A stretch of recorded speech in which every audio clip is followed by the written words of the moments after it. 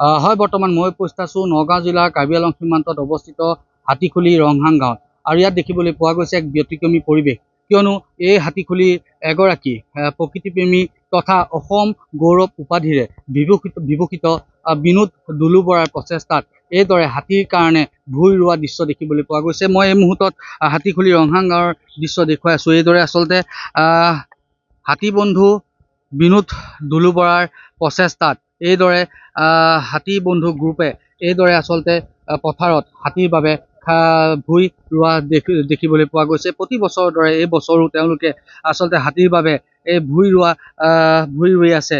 আৰু ইয়াৰ ফলত যি হাতী মানুহৰ যি সংঘাত, সেই সংঘাত কিছু পৰিমাণে হ'লেও ৰোধ কৰিবলৈ সক্ষম হৈছে। লগতে যি হাতীয়ে যি জনাঞ্চললৈ গৈ যি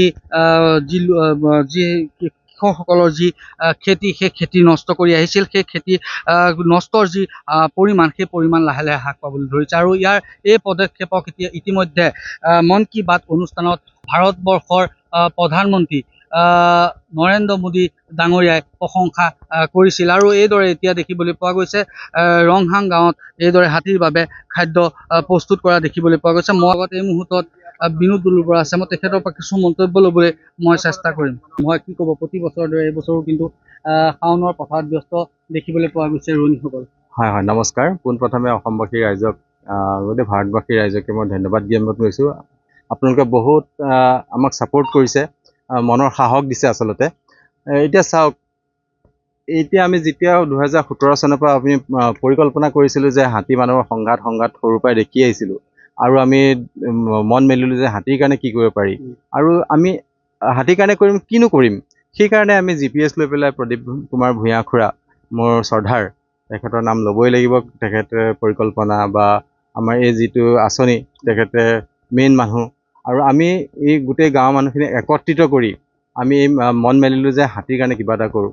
আৰু এই প্ৰথমতে কৰোঁতে কিন্তু আমি মানুহক যেতিয়া কৈছিলোঁ হাতীৰ কাৰণে খেতি কৰোঁ, তেওঁলোকে একেবুখে না কৈছিলে, কাৰণ হাতীক দেখিবই পৰা নাছিলে।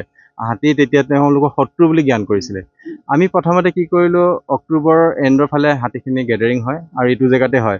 আমি সেই কথাটো আমি উদ্ভাৱন কৰিলোঁ এনেধৰণে যে আমি ইয়াত পাহাৰত উঠি পেলাই প্ৰায় 150 কিলোমিটাৰমান আমি খোজকাঢ়ি পাহাৰে জংঘল গৈ আমি মেপখন তৈয়াৰ কৰিলোঁ। আৰু মেপখনত গম পালোঁ যে গোটেই হাতীখিনি বছৰটো একলগ হৈ নাথাকে, মানে ভাগ হৈ থাকে। আৰু এই অক্টোবৰ এণ্ডৰ ফালে একলগ হয় আৰু তাত হাতীখুলিতে আহে, আৰু হাতীখুলি পৰিত্যক্ত হ'ব, সেইকাৰণে মানুহে খেতি কৰিব নোৱাৰিছিলে আচলতে। এতিয়া কিমান খেতি কৰে আপোনাৰ, কিমান বিঘা? প্ৰায় 200 বিঘা মাটি আমাৰ ইয়াত ধান খেতি আছে। তাৰ লগতে 1400 বিঘামান আমাৰ ব্ৰুমগ্ৰাছ, নেপিয়াৰ, পাহাৰী কাকবেম্বু, কুম্ভীৰ, এনেকুৱা ধৰণৰ বহুত গছ লগাই দিছোঁ। আৰু কোন জিলাত আপোনালোকৰ এই যি হাতী বন্ধুৰ প্ৰকল্প চলি আছে?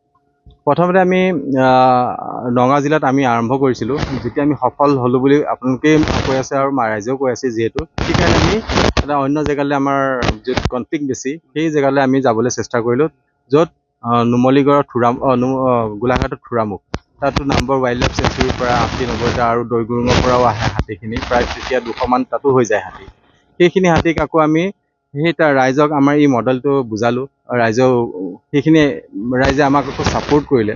তাৰ ৰাইজ মই কি বুলি ক'ম, আচলতে ইমান উদাৰ মনৰ ভাৱ, আৰু হাতীক ইমান ভাল পায়। প্ৰথমতে সংঘাত হৈ আছিলে, কিন্তু যেতিয়া এটা ৱে পালে, আমাৰ হাতী বন্ধুৰ মাধ্যমে এটা যদি ৰাস্তা পালে, তেওঁলোকে আগবাঢ়ি আহিলে। আৰু অহাৰ পাছতে আমি যাত খেতি কৰিলোঁ, একেটা ছিষ্টেম তাত যদি খাবলৈ আৰম্ভ কৰিলোঁ, সেই হাতীখিনি একেটা পদ্ধতিৰে এমাহ 2 মাহ তাত ৰৈ যোৱাৰ ফলত সমগ্ৰ 80-90খন গাঁৱৰ ৰাইজে খেতি চপাই পেলালে। সকলোৱে একেমুখে আমাক ধন্যবাদ দিলে, আৰু কৰিবলৈ মাটি তেওঁলোকে এতিয়া দি আছে। এতিয়া যে ভূঁই ৰুই আছে মহিলাসকল, কিমানখন গাঁও? প্ৰায় 8খন-9খন গাঁৱৰ মানুহ আহিছে। সকলোৱে আপোনাৰ লগত সহযোগিতা কৰে। প্ৰত্যেকডাল ভূঁই ৰুওঁতে এটাই সকলোৰে মনলৈ এটাই কথা আহে, আহ বাবা মই ৰোৱাটো খাই যোৱা।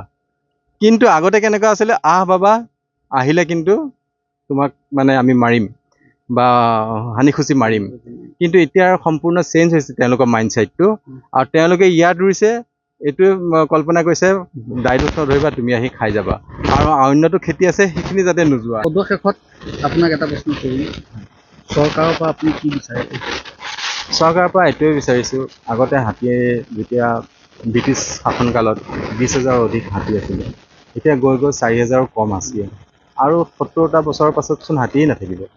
চৰকাৰে যথেষ্ট কাম কৰিছে, যিটো এনক্ৰ'চমেণ্ট হৈছে, মানে ৰিজাৰ্ভ ফৰেষ্ট হওক তেনেকুৱা ফৰেষ্টবিলাক সেইখিনি এডিকশ্যন কৰি যিখিনি হাতীৰ কাৰণে সুৰক্ষিত জেগা প্ৰদান কৰিছে আমি আমাৰ জন্ম জীয়াই থকালৈকে আমি এইটো মানিবই লাগিব আৰু মই চৰকাৰখনক অশেষ ধন্যবাদ দিছোঁ।